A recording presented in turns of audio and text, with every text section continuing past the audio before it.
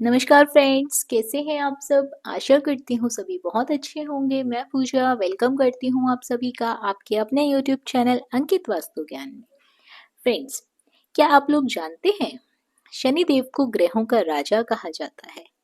भगवान भोलेनाथ ने इन्हें स्वयं न्याय के देवता की उपाधि दी है। ऐसा कहा जाता है और ऐसा माना भी जाता है कि शनिदेव को बहुत जल्दी क्रोध आता है। इसी क्रोध के कारण अपने पिता सूर्यदेव से इनकी नाराजगी बनी रहती है। इनके क्रोध से बचने की कोशिश करते हैं हम सभी लोग, वरना हम सभी पे मुसीबतों का पहाड़ पड़ सकता है, टूट सकता है।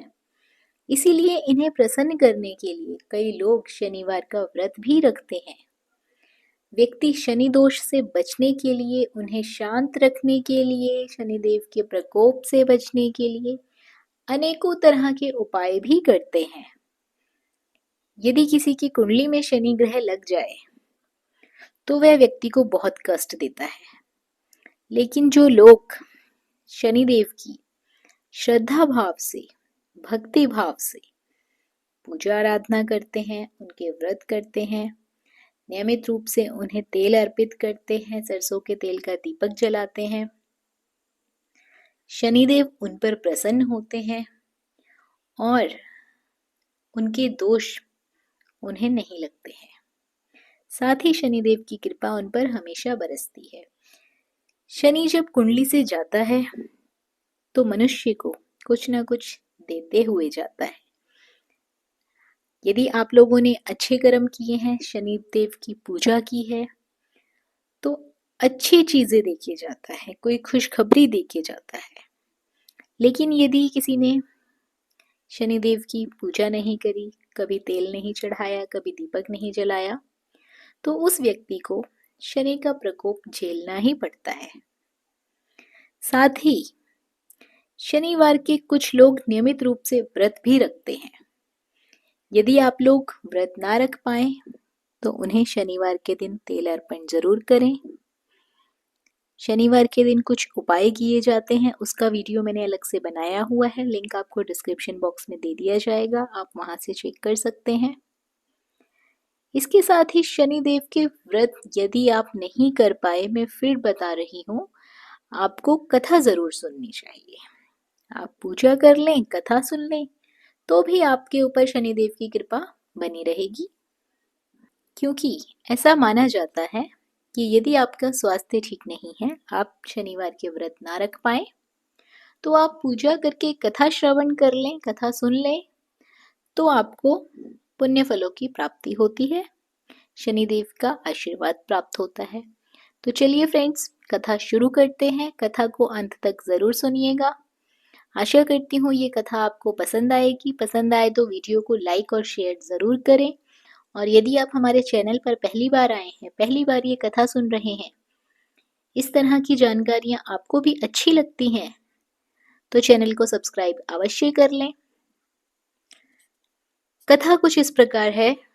एक बार सभी 9 ग्रहों सूर्य, चंद्र, मंगल, बुध, बृहस्पति, शुक्र, शनि और राहु केतु में बहस हो रही थी कि कौन सा ग्रह सबसे बड़ा है।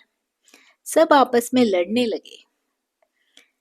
तभी सभी देवराज इंद्र के पास पहुंच गए। इंद्र भी दुविधा में पड़ गए कि इस स्थिति में क्या निर्णय दें।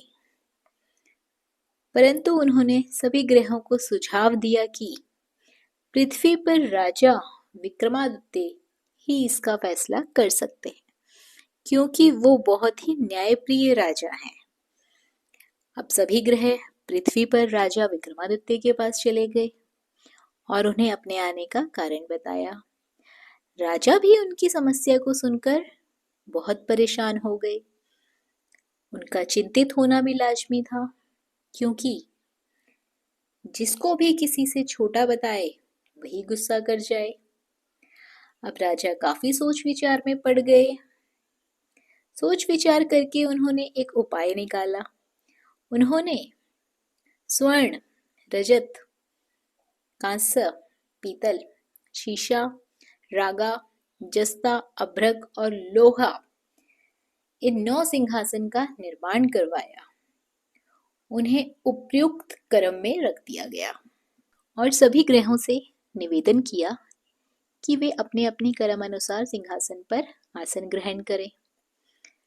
शर्त रखी गई कि सबसे अंतिम में सिंहासन पर जो आसन ग्रहण करेगा वही सबसे छोटा माना जाएगा, जिसकी वजह से शनिदेव सबसे बाद में आसन प्राप्त कर सके और सबसे छोटे कहलाए।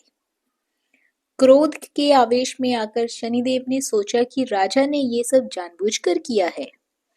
कुपित होकर राजा से कहा कि राजा, तू मुझे नहीं जानता। सूर्य 1 राशि 1 महीना, चंद्रमा 1.25 महीने, 2.25 महीने 2 दिन, मंगल 1.5 महीना, बृहस्पति 13 महीने, बुध और शुक्र 1-1 महीने विचरण करते हैं, लेकिन मैं 2.5 से 2.5 7 साल तक रहता हूं। मैंने बड़े बड़े का विनाश किया है। श्री राम की 6.5 आने पर उन्हें जंगल जंगल भटकना पड़ा था। रावण की आने पर लंका को बांदरों की सेना से उसको परास्त होना पड़ा था। क्रोधित शनिदेव ने राजा से कहा कि अब आपको सावधान रहने की जरूरत है। इतना कहकर शनिदेव कुपित अवस्था में वहां से चले गए। समय गुजरता गया और काल चक्र का पहिया घूमते घूमते राजा की 6.5 आ गई। तब शनिदेव घोड़ों को सौदागर बनाकर राजा के राज्य में गए। उनके साथ अच्छे नस्ल के बहुत सारे घोड़े थे। जब राजा को सौदागर के घोड़ों का पता चला तो अश्वपाल को अच्छे घोड़े खरीदने के लिए भेजा गया। अश्वपाल ने कई अच्छे घोड़े खरीदे। इसके अलावा सौदागर ने उन्हें उपहार स्वरूप एक सर्वोत्तम नस्ल के घोड़े का राजा की सवारी हेतु दिया। राजा विक्रमादित्य जैसे ही उस घोड़े पर बैठे, वह सरपट वन की ओर भागने लगा। जंगल के अंदर पहुंचकर वे घोड़ा गायब हो गया। अब क्या था, भूखा प्यासा राजा जंगल में भटकने लगा।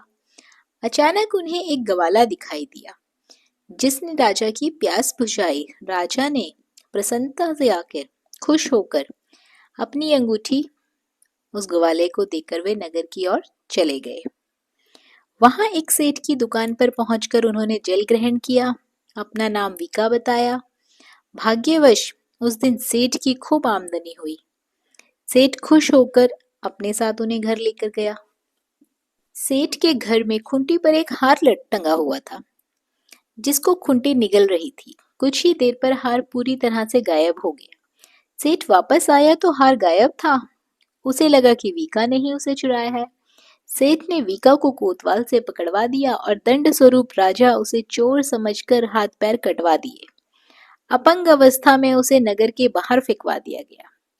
तभी वहां से एक तेली निकल रहा था, जिसको वीका पर दया आ गई। उसने वीका को अपनी गाड़ी में बिठा लिया और वीका अपनी जीप से बैलों को हाँकने लगा। कुछ समय के बाद राजा की शनि दशा समाप्त हो गई। वर्षा काल आने पर वीका मल्हार गाने लगा। एक नगर की राजकुमारी मन भावनी ने मल्हार सुनकर मन ही मन प्रण कर लिया कि जो भी इस राग को गा रहा होगा वह तो उसी से विवाह करेगी। उन्होंने दासियों को उसे खोजने के लिए भेज दिया, परंतु वापस आकर सभी ने उसे बताया कि वह एक अपंग आदमी है। राजकुमारी यह जानकर भी नहीं मानी और अगले दिन वह अनशन पर बैठ गई। जब लाख समझाने पर राजकुमारी नहीं मानी, तब राजा ने उस तेली को बुलवा भेजा और वीका से विवाह की तैयारियां शुरू करने को कहा। वीका से राजकुमारी का विवाह हो गया। एक दिन वीका के स्वप्न में शनिदेव ने आकर कहा कि देखा राजन, तुमने मुझे छोटा बताकर कितना दुख झेला है। राजा ने क्षमा मांगते हुए हाथ जोड़कर कहा कि हे शनिदेव, जैसा दुख मुझे दिया है वैसा किसी और को मत देना। शनिदेव इस विनती को मान गए और कहा कि मेरे व्रत और कथा से तुम्हारे सारे कष्ट दूर हो जाएंगे।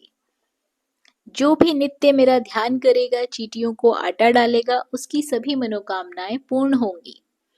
शनिदेव ने राजा को हाथ पैर वापस दिए। दूसरे दिन राजकुमारी की जब आंख खुली तो वह आश्चर्यचकित हो गई। वीका ने मन भावनी को बताया कि वह उज्जैन का राजा विक्रमादित्य है। मन भावनी खुशी से फूले नहीं समा रही थी। राजा और नगरवासी सभी अत्यंत प्रसन्न हुए। सेठ ने जब ये बात सुनी तो पैरों पर गिरकर क्षमा मांगने लगे।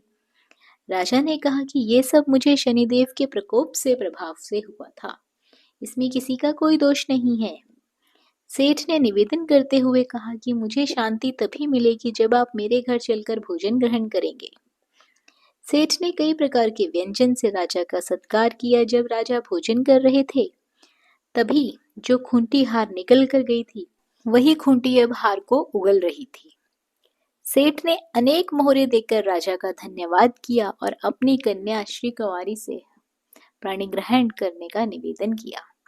राजा ने सहर्ष स्वीकार कर राजा अपनी दोनों रानियों मनभावनी और श्री कुंवारी को लेकर उज्जैन नगरी लौट गए। सारे नगर में दीपमाला और खुशी मनाई गई। राजा ने घोषणा करते हुए कहा कि मैंने शनिदेव को सबसे छोटा बताया था, लेकिन असल में सबसे सर्वोपरि तो वही है। तब से सारे राज्य में शनिदेव की पूजा और कथा नियमित रूप से होने लगी। सभी लोग उनकी पूजा करने लगे, कथा सुनने लगे। सारी प्रजा के बीच खुशी और आनंद का वातावरण बन गया। शनिदेव के व्रत की कथा जो भी व्यक्ति सुनता है या पढ़ता है, उसके सभी दुख दरिद्र दूर हो जाते हैं। शनिदेव की उन पर कृपा बनी रहती है। तो फ्रेंड्स, आशा करती हूँ ये कथा आपको पसंद आई होगी। उम्मीद करती हूँ कि शनिदेव की पूजा भी आप भी लोग भी करेंगे ताकि हम सब के कष्ट दूर हो सके। शनिवार के दिन सरसों का तेल शनिदेव को अर्पित किया जाता है।